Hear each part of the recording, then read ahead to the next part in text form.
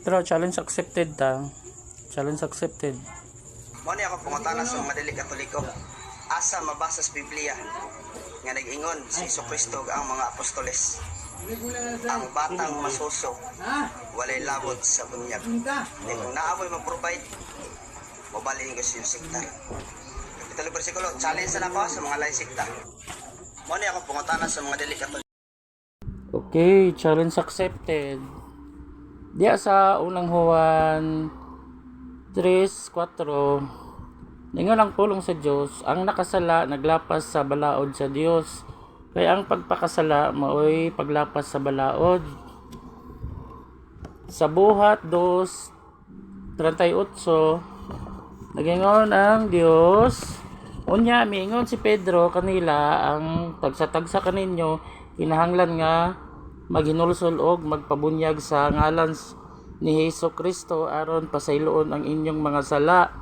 Ang mudawat ninyo ang gasa sa Dios nga mao ang Espiritu Santo. Ang pagbautismo kay para lang na sa taong makasasala, nakahibalo na sa tama ug mali, nakabalo na sa mga sala ug dili sala. Mao na ang pasabot sa pagbautismo, sa pagbunyag sa tao. Wa may labot ang bata ana nga masuso pa. Walay labot kay ang bata wala man nay kahibalo kung unsay dautan o unsay tama. Wala siya kahibalo. Diri sa Hebreo 5:13, ningon ang pulong sa Dios, ang nagkinahanglag gatas bata pa og walay kasinatian bahin sa maayo og sa daotan. O di ba? Nanginahanglan pa gani sila gatas no. Jud nga walay kasinatian. Walay kasinatian bahin sa maayo og sa daotan. O kaklaro na ana. Wala na laing explanation ana. Wala na may lain. Diri sa buhat 8:36 hangtod 37. Sa 36 niingon ang Ginoo, ug samtang pagpanaw sila nahiabot sila sa usa kadapit nga may tubig, ug ang opisyal miingon, ania magtubig, nganong dili mo man ako bunyagan.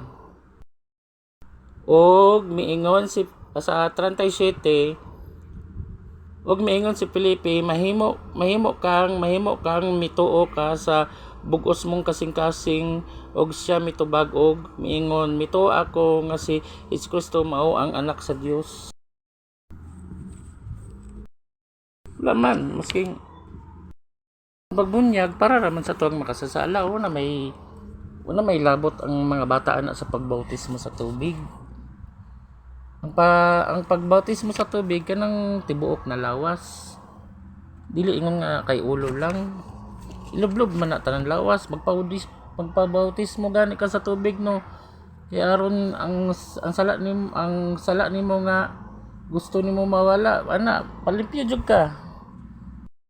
Bautismo ka kay nituo ka Kristo, ana lang ka simple. Sige, ikaw daw waliha daw ang bata bing nga kinahanglan paggatas ang kinaon, waliha daw. Kung maminaw ba sa imo kung mutubag ba. Kanaman kung tinuohan sa Katoliko tradition manggod na nabase sa Biblia ba. Kung sa ipasabot sa pagbunyag para na sa taong makasasala, dili na para sa mga bata. Noon sa kung mamatay ang bata, o di okay na, absoluto na siya sa sala. Wala na siya labot sa kalagot-got sa Ginoo. Wala may sala ang bata kung mamatay. Kung mamatay ang bata, diretso na sa langit. Ana lang ka simple. Kita ani maglisod ta. Kay kabalo naman ta sa unsay dautan, unsay tama. Kita mo'y alaot. Kita ginhuinoy maoy makaluluoy. Ug diri lang, daghang salamat.